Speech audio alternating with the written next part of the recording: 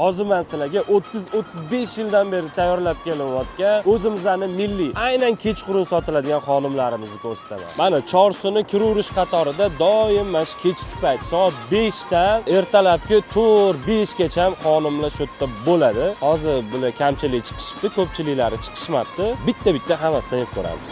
Kelinglar, qaynoqqina xonim bor. Assalomu alaykum, xormanglar, yaxshimisizlar? Rahmat. Men Saropani xonimlarini hozir bitta tatib ko'ramiz. Necha yildan beri ishlaysiz? 30 yildan buyon. 30 yillik xonim. Qani bitta ko'ramiz.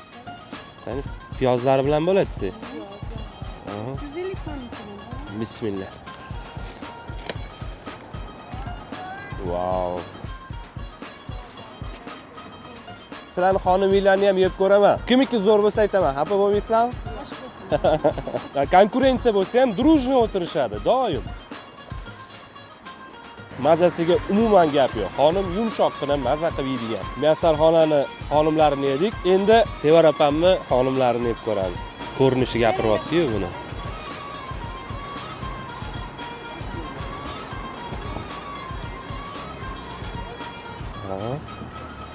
Nech pul endi mana shu bir donasi? 7000 sotamiz. 7000. Hammada 7000. Birda 7000.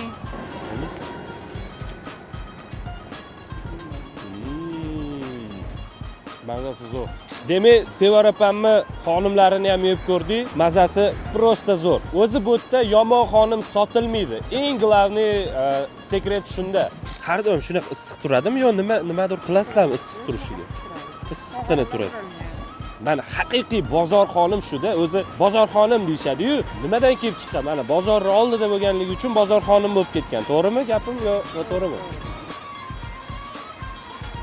Bunda bir-biridan shirin qilishadi bular.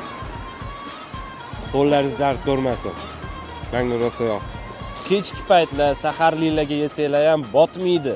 Yumshoq pishirishgan, xamirlari juda bir boshqacha. Bu yerda xonim kechki 5 dan sahar 4 gacha bo'ladi. Sovuqni sovuq demasdan, suvni issiq demasdan shu yerda opalarim doim xonim sotishadi va xonimlari hech qachon uyaltirmagan.